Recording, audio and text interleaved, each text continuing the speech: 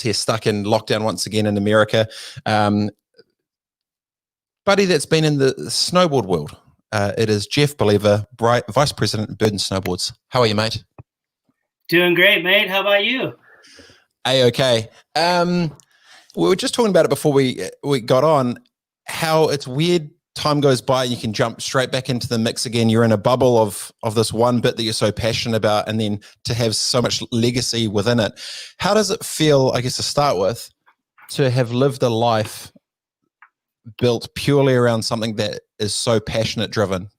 Like literally you are living a life of passion for something that you love to do. Because not many people get to do that. Like the older I get, the more I realize the majority of people don't actually love what they do. So the fact that you've been in the game for this long and genuinely loving it, how does it feel to wake up every day as Vice President of Burton Snowboards? Well, I feel very thankful, and you're 100% right.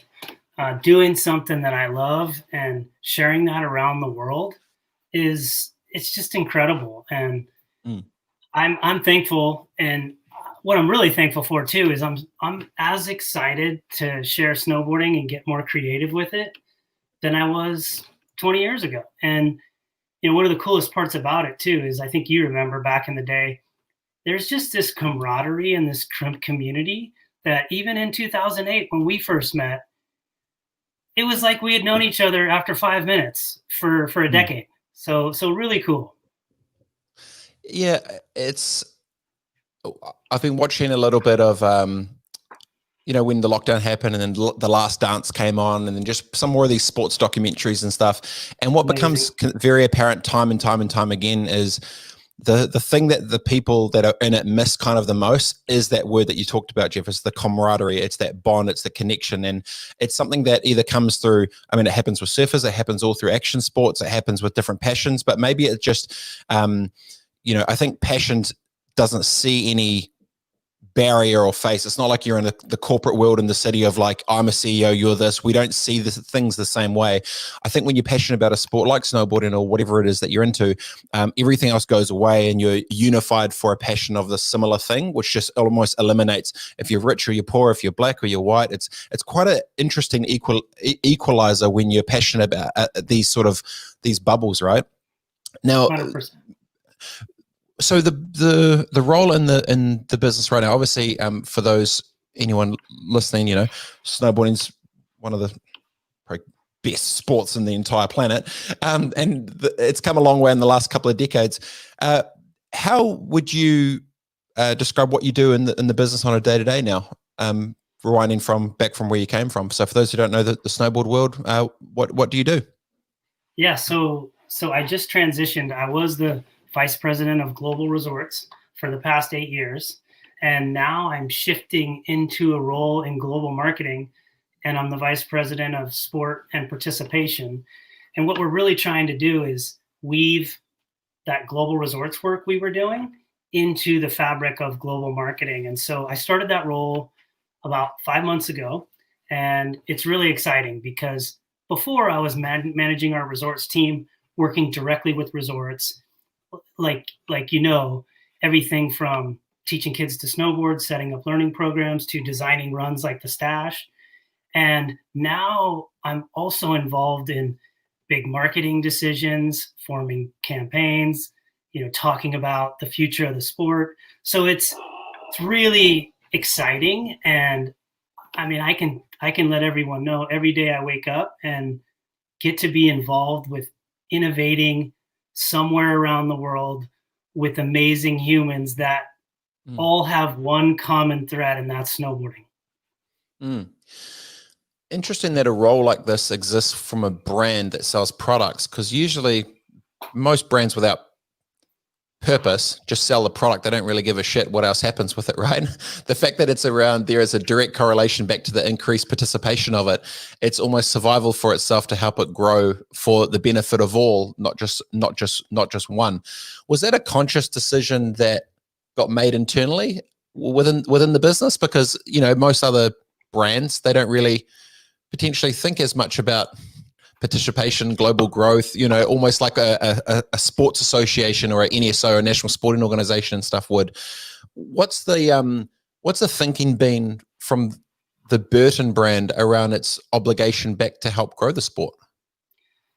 Well, you can thank Jake and Donna Carpenter for that, because for so long now, they've really believed in taking a leadership role with the sport. And so in 1998, I was working for Park City Resort in Utah, and Jake was very frustrated with the retention rate of first-time snowboarders and skiers, because it was around 10 to 15%. So 10 to 15% of each person coming to learn pieced out. They just had a bad experience and were gone. So Jake and Donna decided, wait a minute, hey, we can have a direct impact on this. We can make learning specific snowboard gear and then create a learning program, team up with the world's best resorts to ensure that when people come to the resort to learn how to snowboard, they're on learning specific gear, they're teamed up with a properly trained coach, getting set up at the shop that knows how to set the gear up right the first time. All these things put together equal a better experience. And so I helped Burton open up the first West Coast Learn to Ride Center in 1998, and then started doing some special projects with them, mainly around kids snowboarding. Because at the time, a massive market for us was Southern California, where you're at. And kids were cruising up to Park City for the weekend. They already surfed, they already skated. And so they wanted to stand sideways. So because snowboarding gear at the time was not as kid friendly, I was making it up, right? Like I'd go to the Play It Again Sports, grind off the back of ski boots to shove them in snowboard bindings so we would have smaller boots. I would, do whatever it took. We would use trampolines to get kids balancing and just kind of makeshifting a snowboard experience, because the gear at the time, it was super stiff. It wasn't small enough. So anyway, Jake has always had the foresight, as well as Donna. So they knew in order to be successful as a sport and as a business, we needed to take a leadership role there. So I'm thankful to have been a part of that, because then in 2000 is when I moved to Vermont, and I just hit 20 years, bro, in September. Man, that's huge. I still remember in would have been 2003 at Heavenly in South Lake Tahoe. I think they integrated the Learn to Ride, the LTR sort of system, and there was a Burton center and stuff there. And I remember someone came out from Burton with a whole bunch of LTR boards, which eventually one of them became like the early dominant or something. There was someone, was it Jeremy Jones or something? I heard a story that, for those who don't know, Jeremy Jones was like probably one of the most epic sort of riders that was on the Burton international team. But I don't know if this is the right story or not, but what I heard in 2003 was he took a learner's board because it had the beveled edges by just 2 degrees, and he actually went jibbing on it. And then that's what turned into the original dominant, which came out, I think it was like the snakeskin top or something in 2003 or 4. Is that kind of true? Did something happen there? Yeah, I think it was him, and I think it was Downing as well. And basically what we were doing was we were really encouraging our reps to get out and ride the gear so they could be better equipped to sell it. And so, the Learn to Ride board, true twin, super soft torsionally, beveled edges, and for jibbing around, it was a dream. So right away they got on it and they're like, holy cow, we got to have this in a regular line. So anyway, yeah, you're right. 100%, dude. That inspired that board. And, we've been continuing to make improvements to our Learn to Ride gear ever since. It's pretty amazing how focusing on a retention rate at the bottom of the industry to help its sustainability in a roundabout way full circles around to actually make the progression of professional jibbing at the top end better when you actually go to help the bottom. and in 20 years, so I still remember when that came through, but I do remember when we were up there, Mike Allen, I think, was the head of ski school or something. He was saying exactly that. The drop-off rate between the first lesson to second lesson was about 90% drop-off, that people just wouldn't come back for that second thing. So if you think about, you've been in the game for the last 20, snowboarding's only been around for, a few decades now, but, humans been around for way, way longer. What do you think the story has been so far to date from snowboarding at a macro sense, when you look at humanity, life, world, and you think of snowboarding from where it's come from the 20 years that you've been involved with it to the couple of decades before that. It's profound. What's its story so far? Yeah. It really is. And I just look at the community around the world and a sport and a brand that has helped me become a global citizen. It's wild. And I grew up in the Bay Area of California, grew up going to Tahoe, and in 1985 went to Boreal.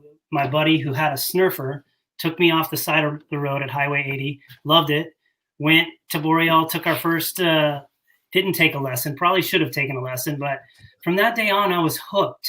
And the magical part about those times were you didn't see many snowboarders. You had to prove, you had to ride the lift with an instructor, and they evaluated you to make sure you could stop, get on and off the lift, control your board. Then they would sell you a lift ticket. They give you a little certification. I wish I still had it. And when you would see a snowboarder on the mountain, it was an instant friend. I mean, like, you'd move mountains to go over and say hi. And so that connection and that community, it was wild. And then to watch it spread around the world and have an impact, like Jake and Donna have enabled me to share snowboarding with so many people around the world. And I was checking out your Yes to Success tour and the RIP Tall Poppy. It's I commend you because that's amazing work, but it's very similar to I don't know if you've seen the physical education kindergarten through second grade snowboard program we developed to work with teachers to be able to share snowboarding indoor as a part of physical education. And so I went around the world, hit like 8 countries, did about 120 snowboarding demonstrations in schools, and it was incredible. So when I was watching your video, Dear New Zealand, I was just stoked because it made me think like, God, I gotta ask him how could we take that school snowboarding concept and your Yes to Success and work together to make a greater impact. I was just very moved by it. No, I appreciate it, man. Yeah, I just had a point where, for my own journey, America's a massive country, hundreds of millions. New Zealand's only got 5 million.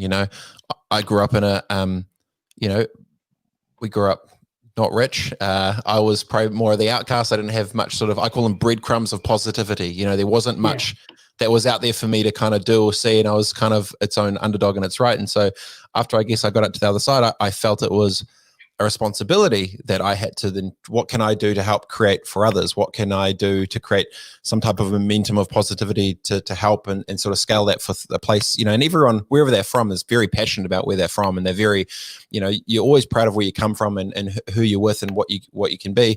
But yeah, I think whether it's just the optics of my world just seen a bit differently, I think it is a responsibility when you have a platform and opportunity to impact others for good that you should. I think it is it's important to, and strategically when you've got the right intent for yourself, it's spreading the gospel of the shred, or however you want to say it. It's awesome because it's so for me anyway, snowboarding was the escapism of a bunch of problems when I was younger or whatever it may be. It got me out, and that escapism was a huge part that changed my entire life. It got me to travel the world. It got me to see things I would have never seen. It got me to just open up my perspective to so much. And a lot of time young people ask me, well, what should you do? I said, travel, see the world, get perspective, meet new friends, see new places, experience new things, change your whole thing on it. And so in a weird way, snowboarding for me was that it was escapism, but it also opened the doors to an entirely massive world, which I never would have got if I was just sitting at a desk, just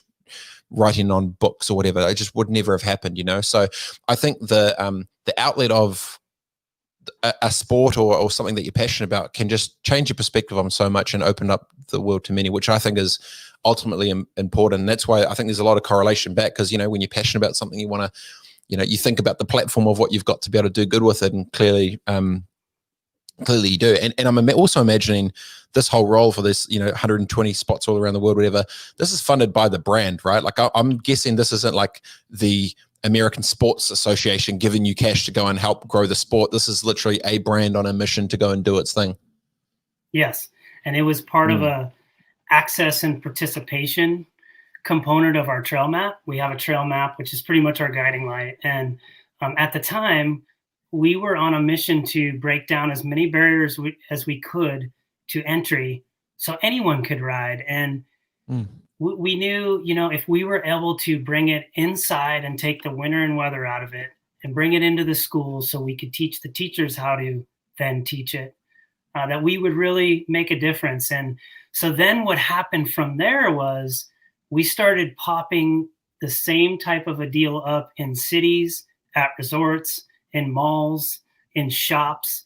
And so that's what's very powerful about this is, I coach, I'm a 20 plus year coach. I coached snowboarding, volleyball, baseball, softball. And I would say this is one of the most potent sport development tools because in an oversized bag that the product crew helped me design, I can carry this whole kit. And so, dude, I call it magic in a bag. I can roll up anywhere in the world and share snowboarding. And it's amazing because it really is one of those things where you can change someone's life for the better. 100%. Totally agree. And weirdly enough, I think when you get into something, the people that you meet, because you have such that instant camaraderie for something that you're so passionate about, those relationships, for me anyway, and I'm sure probably speak the same, last a lot longer than those if you just sit next to someone in a cubicle just doing something somewhere else. It feels like there's more of a depth of relationships with humans than probably regularly exists without that passion, right? Which is, better relationships and escapism. It's pretty amazing. Yeah. No doubt. Sorry, go. I was just gonna say, because snowboarding, it's hard fun, right? Like I would say something like bowling is easy fun. Snowboarding, we've done a lot to make it easier, but it's so like when you do link turns for the first time, oh my gosh, like you said, it's just, it's epic, and the freedom and the fun you can experience. And then once again, like we mentioned, that connection to people all around the world who you share that common thread with, that is, I think, can't underestimate that. The sport changed an entire life for me. Are you aware of, do you realize the impact of getting other people into a sport and then having the byproduct of them years down the line of the people they meet, the friends they'll connect with, the places they go, the things they'll see? Do you actually understand the long tail of effect of the positivity that you're creating in a bunch of these lives? Like, do you see it like that at all? I haven't really looked at it at a macro level, but I do.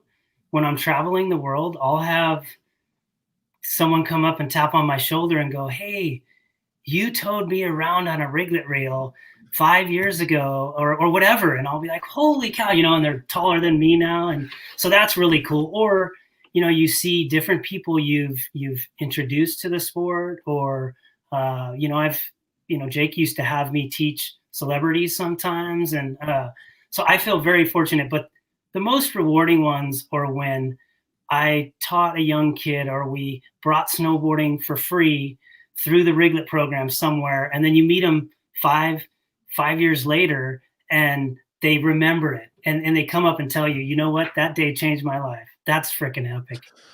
Yeah, see, that's the long tail of it, which I get not too many people see when they're, I guess, stuck in either products and selling and the business of it. It always seems like there's a tension between passion and profit in a sport, because you got to balance off what's personal and what's the business side of things.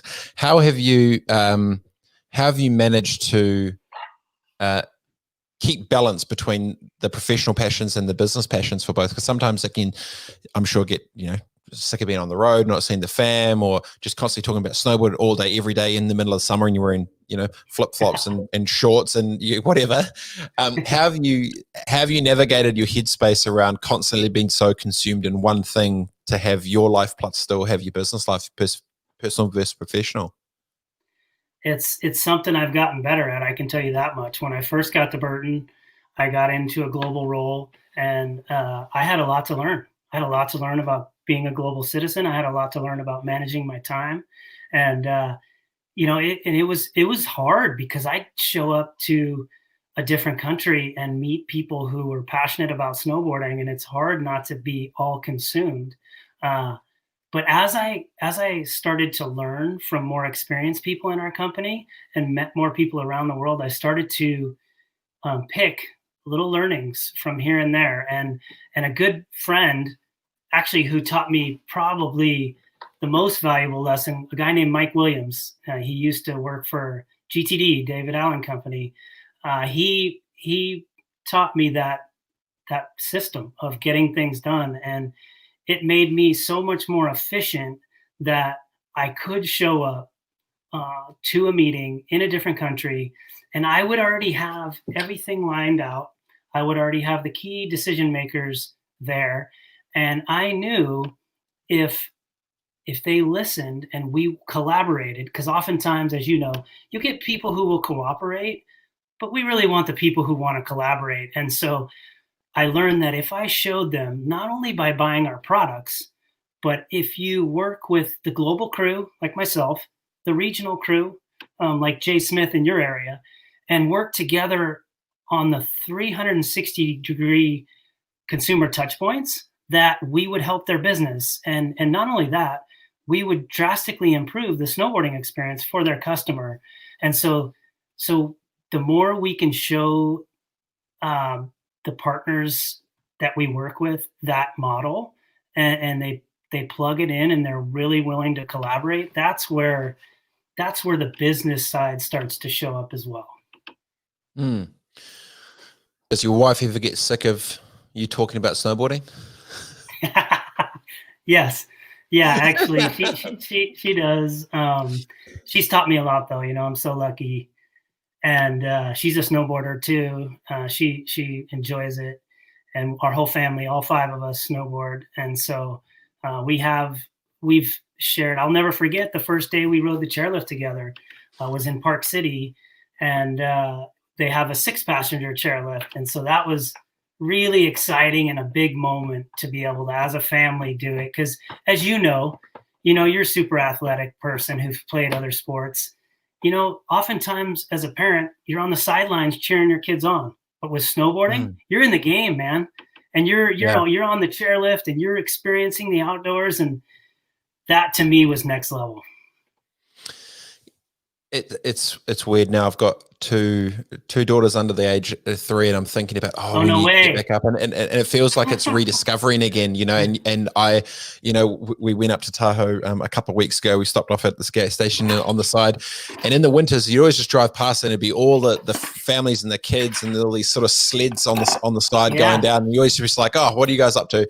And then instantly you have a couple of kids and you're driving in and you see it totally different. You're like, oh, I get a little thing. Oh, they could come in for a little slide down here. Oh yeah, I'll be into it. And you start getting, you see the same thing differently through a different set of eyes. I call them like lenses, right? Like you see something that you've seen years and years and years before, but then all of a sudden you see it differently with a different lens, because you've got the perspective of the enjoyment that they'll have out of it, and the awesomeness and the experiences that they'll get. So that is, weirdly enough, one of the things I'm saying, because I saw Marco Acrylic would have so there was a couple of videos and stuff of him and his kid, and it was super cool because you could see how stoked he was, knowing that like here's a dude doing like back double cork 10s like it's no thing, but he's just more hyped looking at the Grom cruise around at 3 or whatever, and it's just there was something to it. And I don't think I had my 2 daughters yet, but I am looking forward to that when I can, go shred with it. And obviously I'm not going to be doing anything silly, but I'm sure just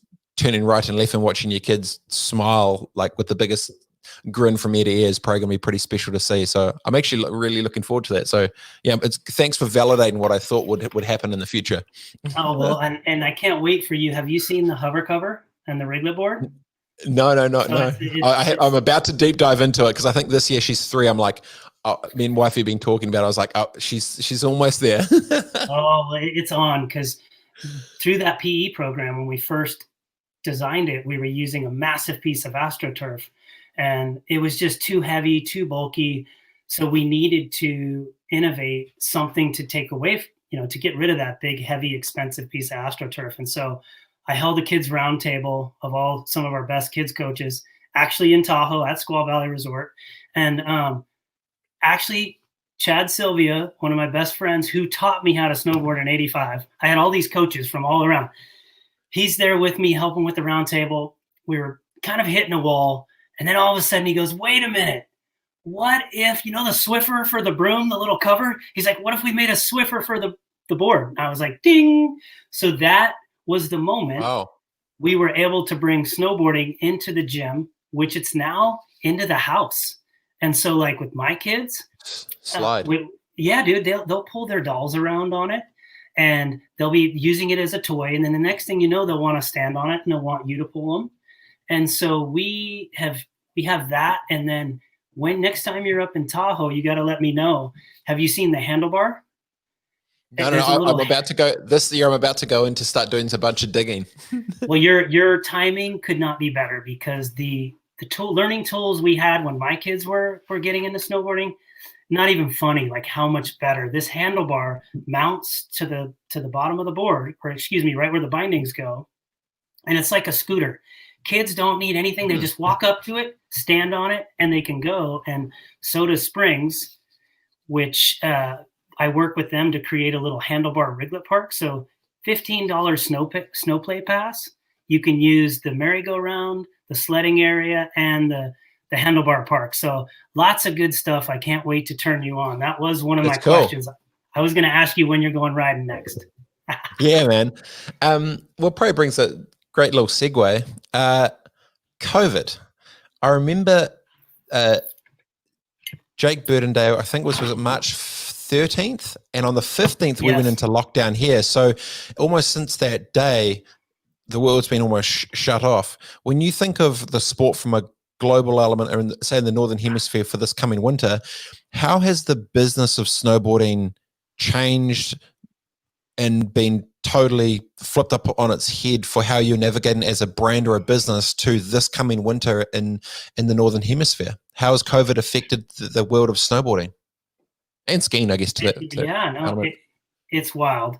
And you mentioned a Day for Jake event, which, we wanted to celebrate the life and legacy of Jake Burton, carpenter. And so March 13th, we set out to be the day.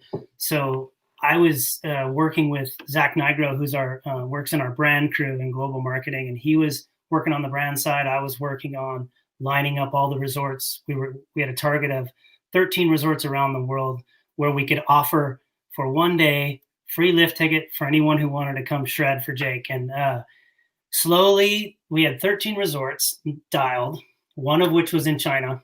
So that's where it hit first. Boom. COVID hit. That resort had to shut down. Therefore, we had to transfer that resort to another region. And then it started to hit in Europe. And then it started to hit in the States. And we were able to still pull off the event at some resorts. But it was wild to follow COVID from the very beginning, having... As you know, when you're involved with an event, you stay closely connected, and to watch it systematically close down more resorts, which meant then we started to have to close down retail stores, and it was scary for sure.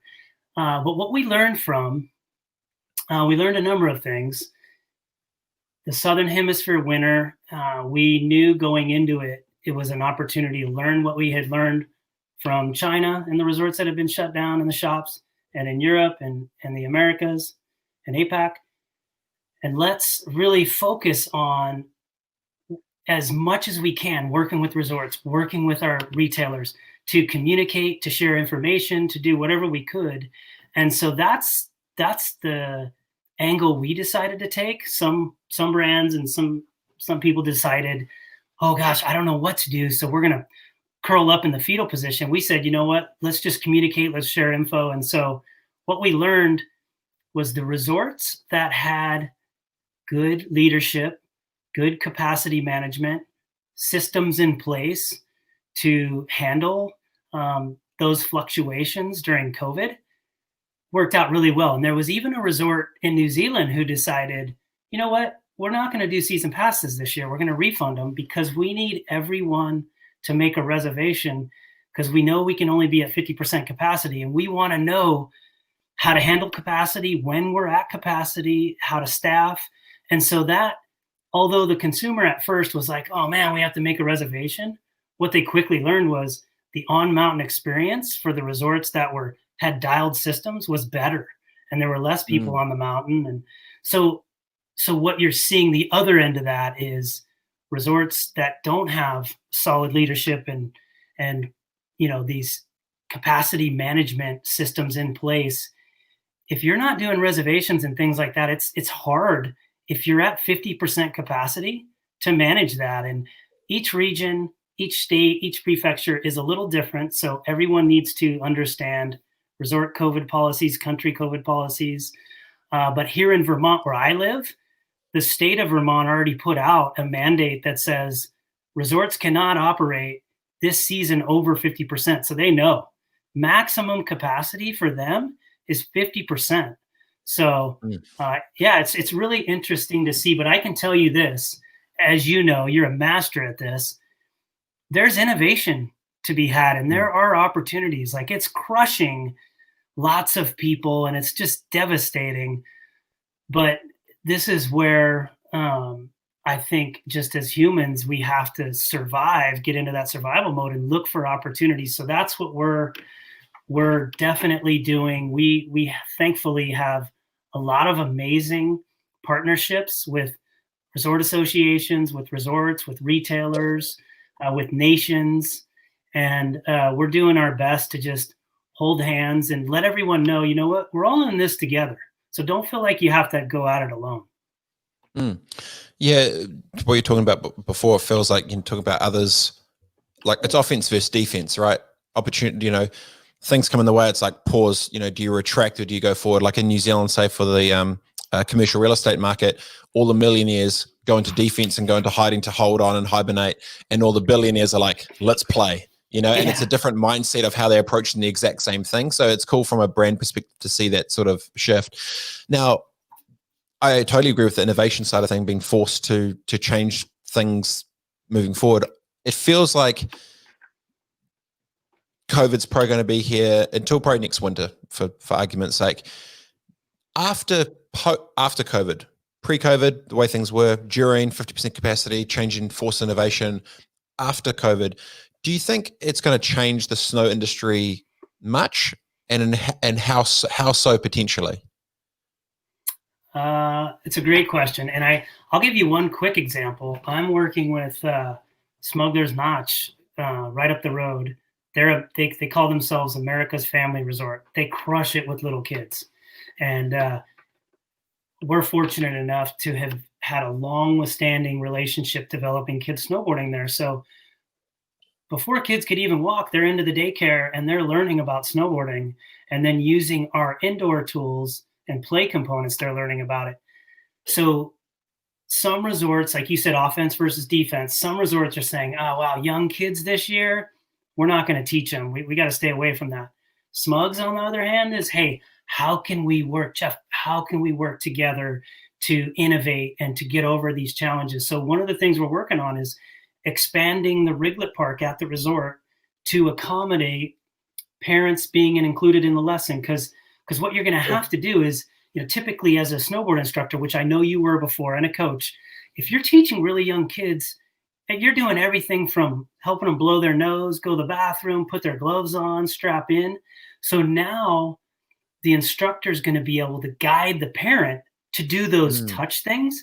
And so we're trying to innovate together, so it's not so much hands-on, and it's more, features and terrain and learning tools and a flow to where it can accommodate the parent. Because typically, as an instructor, you don't want the parents around. You want the kids to be focused. But now during COVID, and that's another thing too with Jake, he taught me a lot about teaching people to snowboard. We always would want to have hands-on, especially if it was a one-on-one, because you could really keep them from falling, help them get the sensation, and then you kind of pull away.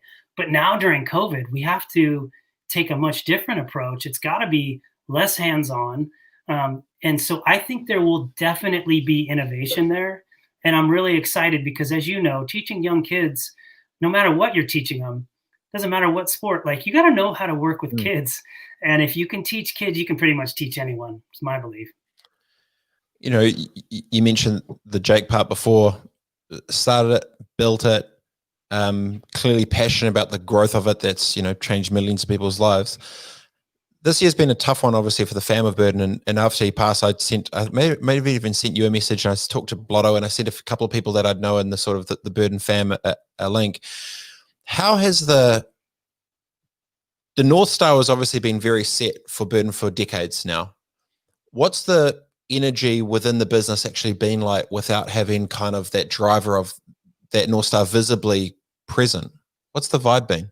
How's the soul of snowboarding? Well, it was a punch to the gut, right? Like Jake was, he battled through so much. He lived through an autoimmune disease that almost killed him. He lived through testicular cancer. And then unfortunately the cancer came back, and, we were all gearing up. I'll never forget reading his email when he said, "Hey, unfortunately it's come back. I'm going to battle." So Jake's such a fighter that we all thought, okay, he's going to fight it. We're in for a fight. And then it quickly, he passed. And so that was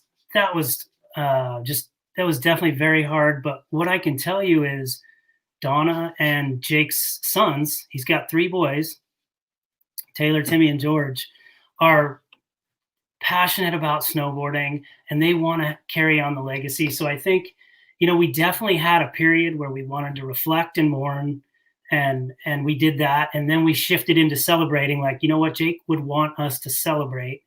And so now there's a burning desire to keep his spirit alive. And it's amazing. Like you mentioned, the Mind 77 line, Timmy's rallying on that. George is working on some of our Jedi efforts. Taylor's working with the Americas crew. Donna, I'm fortunate to work directly with her on some of our sport building, sport development, and sport advocacy efforts. So I feel like we're in a really good place. And thankfully, we have a lot of really smart, creative people who love snowboarding that I believe really want to carry Jake's spirit forward. It's so... Jake was one of those figures, and I only got to meet him a couple of times. They'd obviously come down to New Zealand like every winter and hang out with the oldies and all the rest of it. And so, you cross paths, and you're the young buck, so I kind of know my lane. Kiss the ring, say what's up, knuckles and a beer. Like I just, I stayed in my lane. But the impact that one human had of such a force of a direction for where a business was going, very similar in many ways to, there was always questions of us after Steve Jobs died with Apple, or after he passed, of like, can it still be big? Can it still be great? Is it whatever? And I always thought the blueprint that was set out for the direction of what was so into the DNA of that business, you don't need to stress about, because it's been in there for decades, and it represents something a bit differently. With Jake, I almost felt it was the same thing, because obviously outside of just passion for technology, say if it was the Steve Jobs for Apple conversation, it was around the people and the purpose of the sport. And I think that North Star, that blueprint, had actually been there in similar ways, even though he was physically there for years. So even without him potentially driving the ship or being the visual steward or for the sport or for the business, everyone, without actually writing anything down on paper, everyone almost knows. So it almost feels in many ways that probably will never be an issue, because the passion of the sport that drives everyone is never going to go anywhere. If anything, it's going to excel because it brings legacy in time. Is that kind of the tone of what the people within the business feel of clarity in its future, because it's actually been there the whole time anyway? I think it's a great observation, and I think it's very true, because Jake and Donna have always spent a lot of time at the office. Always spent they've moved, they lived in Europe, they've lived in Asia, they've immersed themselves so many different times in the business and with different communities around the world, that really, like you said, they've been teaching us the whole time. And it's almost like, for me, once again, going back to coaching, I just retired from coaching high school volleyball for 7 years. And we built a system, our offense and defense, where I knew the moment I was done, as long as I trained the new coach on this system, that he was going to be able to have success as well. And I think it's similar to what you're talking about. Like, we learn the ways, almost learn this this system, and Jake wouldn't probably want me to use the word system, but by learning from him and by learning from Donna and the amazing people within our company, you're right. We kind of knew, hey, you know what? It's time to step it up. And now I need to do my part and carry that spirit forward. So no, that's a great observation. Yeah, you can always feel it from the energy of people within organizations or the direction that things goes. And I think when it's so passionately driven about something, it's different to say a corporate where a new CEO comes in. It's like, this is our new direction and change this and change that because they've got this new vision or mission.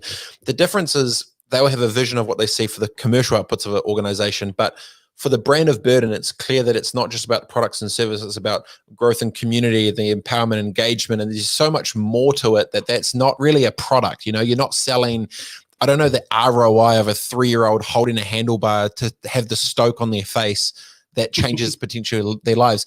I think all those different sort of nuances and touch points of what the business actually represents, it's definitely more, there's more depth to the impact I think the business has had and will have, that I almost wasn't actually stressed about it because all the things they've been doing for years have sort of just crafted that around. But that was something that I wondered because I always, I get intrigued around behind the scenes of business when you look at different things. And when I was writing for, before I actually moved over to Burton, I'd sort of stopped competing. And I remember I sat down with Guy Alty, who was the the CEO of New Zealand Burton at the time.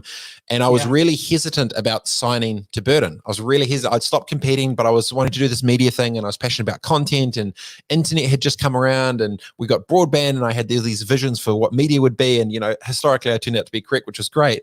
But I was really nervous about shifting to Burton. And I remember sitting down in his office and he goes, so what's up? And I was like, I'm just really, people are saying that I'm going to be a sellout if I come to Burton because they're the big players in the scene. And I always remembered, because I was really young, I'm only, 19, 20 or whatever. And he just goes, okay, who owns Burton? I'm like, oh, Jake. He's like, how many does he snowboard? I was like, yep. How many days does he snowboard? I was like, oh, he snowboards like 100 days. Yeah. Okay, cool. And who's giving you shit? He's like, oh, these people. And just for argument's sake, who do they ride for? And I say a couple of the companies. He goes, okay, well, who owns those companies? I'm like, like one's a ski company, then one's a surf thing, and then one's that. He's like, oh, and are they publicly listed? And I was like, yeah. And who owns those? Oh, I don't know, like money people, like VCs. Oh, he's like, okay, cool.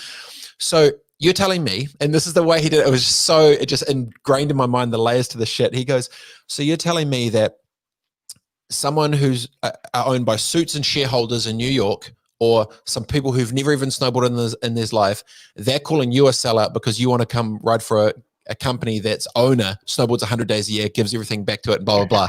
And it was just, when you're so in the hype train of the moment and brand and what's cool or what's not, you don't see what's behind the curtain. And I always remember that was such a good learning for me because it just made me stop for a second and think about the differential between public and private and purpose and legacy and currency and all these kind of different things.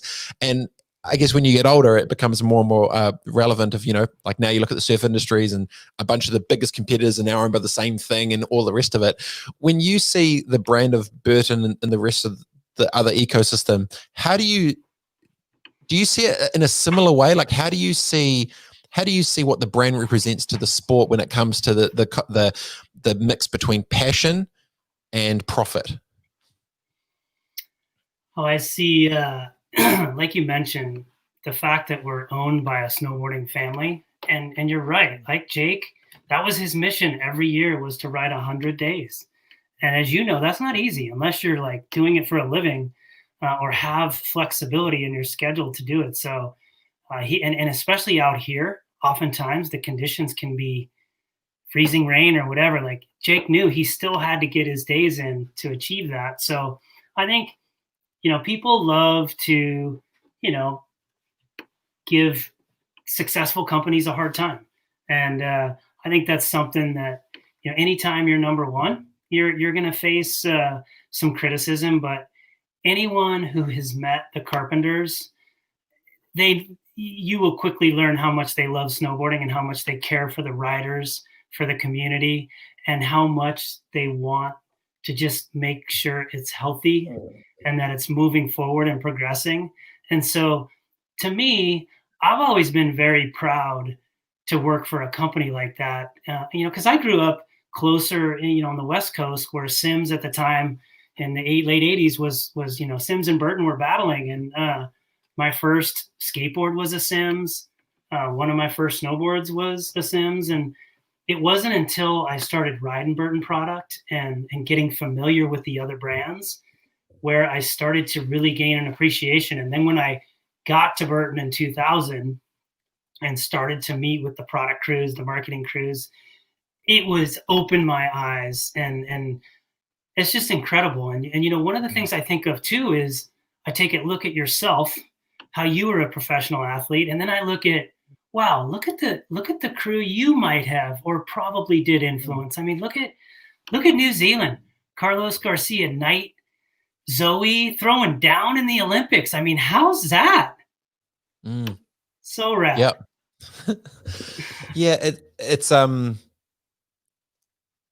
you feel that you try and play one small part of something for yourself, but it's not potential because you're so in it. Maybe it's till after that you realize that in some small way you're putting breadcrumbs for others. But I'm always intrigued with the state of, we met in 2008. GFC hit pretty much the same year. The entire ecosystem pretty much in many ways got decimated with local small retailers and wholesalers through all that all over the show.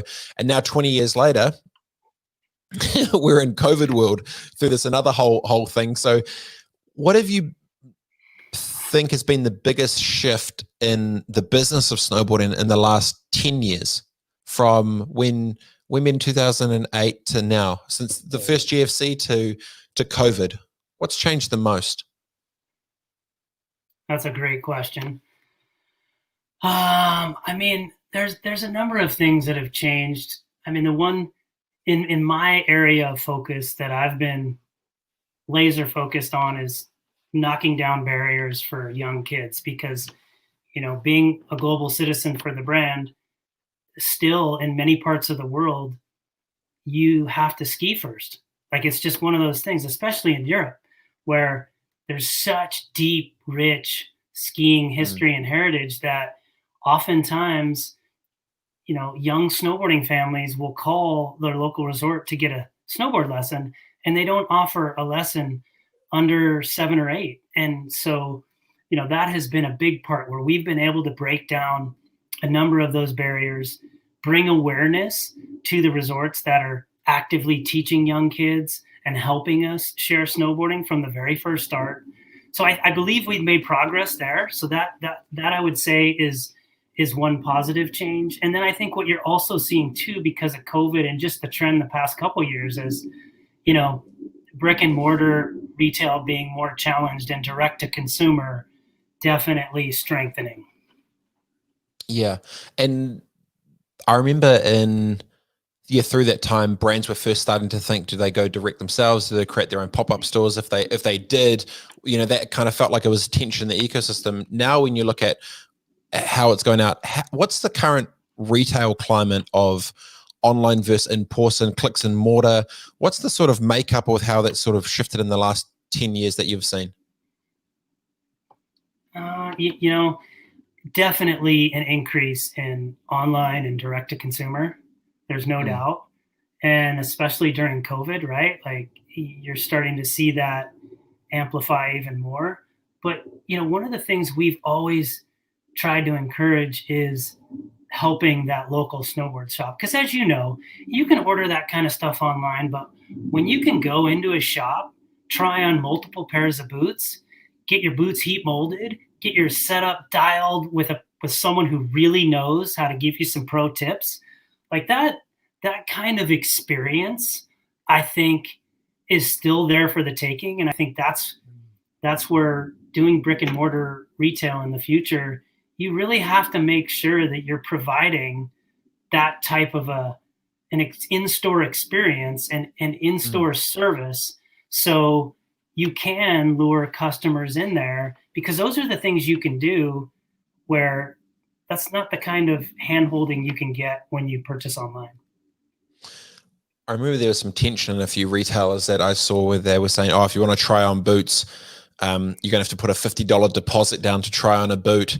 And then if you don't buy it, then we keep the money. And then if you buy it, that gets taken off. Because there was a wave at the time of grey market or parallel import where they would go into the store, do all the stuff. And because it was obviously New Zealand's winter, there'd be a bunch of people that would obviously buy the stuff in the States cheaper, bring it back, and then they would basically just go into the store, picking all the stuff and going. And there was kind of no lack of, I guess, the market.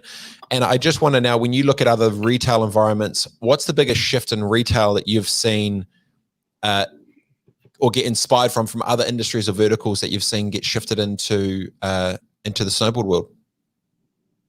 Well, I have one example, a Jake story where he brought me into his office one day, and I'm very thankful. You know, my first 13 years with the company, Jake and I used to talk about coaching as well. Like, he coached his kids in Little League baseball at the same time I did. So he would come in and get me out of a conference room. Jeff, hey, first and second, 2 outs. What are you doing here? And then we would share information. It was really cool. But to answer your question, one day he called me in his office and he said, Jeff, he had the new iPhone. He's like, man, Apple does a killer job just luring you in. Just, you need to have the new product. And he was alluding to the fact that we make a lot of amazing products. And if we could just get the people on the gear, that the same effect would have happened. If they had never tried it, they would end up buying it. So that's where we started Test Ride, which was inspired to enable customers to try before they buy, try new technology, or say, for example, you're flying to New Zealand and you're going to Whistler and you don't want to carry your gear, but you want to make sure and ride the best Burton setup. You'd go to one of our Test Ride centers. So that was really cool because I think, once again, he always saw the future, and we've done well with that, because I think as you're starting to see rental, demo, sharing around cities and different environments, it's increasing. Yeah, the gig economy of how they're approaching customer experience is changing. Potentially, they don't need to own the whole thing. They use what they want, when they want it, how they want it. You talk about what that future will be. You know, you've been in the game for 20 years. 20 years from now, what does the snowboard world look like in your mind? Look at you, full of great questions there, my man. Well, I think one of the trends we're starting is with step-on. So I think straps, for the most part, will probably be a thing of the past. I mean, maybe your super core riders will still be riding them, but that's been a technology that Jake got going and was really passionate about. And when we released it to the market, the ability for someone to just be able to hop right off the lift, pop in, and beat his buddies into the trees for some fresh powder, it's just a game changer. And so I think you'll continue to see innovation with that in and out, I believe. And I also think you got to experience the stash, right? Like, once again, that's another thing where Jake enabled us to inspire resorts to get more creative when they're making runs, not just make a, twist over here in a turn, but hey, we can make a road jump here. We can use those undulations over there. We can enhance that. So I think run design, terrain park design, all of that, I think will continue to elevate and become optimized. And I think I think COVID does bring an opportunity, because if you look at surfing and skating and biking and these outdoor sports, people need to get out. I mean, you need to get away from your screen. You need to get out of the house when you're in lockdown mode, and to be able to go outside during a pandemic and enjoy a sport, that's amazing. So what I will be curious about, if you and I can look 10 years from now and see how many new snowboarders we created during this COVID season, and also how many dropout snowboarders did we get back re-engaged during COVID. Time will tell, my friend. Time will tell. Well, I mean, it's we're both in the big scheme of things, we're still very, very young, and relative to the sport, we've probably seen enough from early enough to where it is to where it potentially can go. I do think what we talked about, escapism for the sport to get out and enjoy it. Now, if you look at, COVID, their freedom to be outdoors and get inspired is something that is probably a lot of people are craving, more so social interactions and stuff as well. I really appreciate your time, Jeff. I know it's been a minute, and I know you're a very busy man with plenty to do, especially coming up to, like, the snow's dropping somewhere. I'm sure the emails are going off. People want to get out and get in the mix. I really appreciate your time, man, and thanks for all you do for the sport. And it must feel cool to be part of something that is already legacy and stamped within an entire global ecosystem, and being a key driver to help many, many more enjoy the stuff which obviously both of us have been able to do. So I really appreciate your time, Jeff. It's been awesome to chat with you. Well, hey, thanks so much for having me. I'm humbled, and props to you, buddy, for doing the work you're doing, and especially what you tackled with that syndrome in New Zealand. And if you ever go back on that Yes to Success tour and you want to bring snowboarding to those schools at the same time, let me know, my friend. I'm happy to help. Sounds like another project I can add to my list, man. You got me excited. I appreciate it. Thanks so much, Jeff. I'll talk to you soon, bro. Take care. Later, brother. Jeff Boliba, Vice President of Burton Snowboards. Amazing to have him on the show. This has been Robett Live. I've been Robett Hollis. Be good, be well, and I'll see you guys soon. Dash Radio, Dash Talk X. Thanks for watching. Thanks for listening. Have a good day, everyone. See you soon. Peace.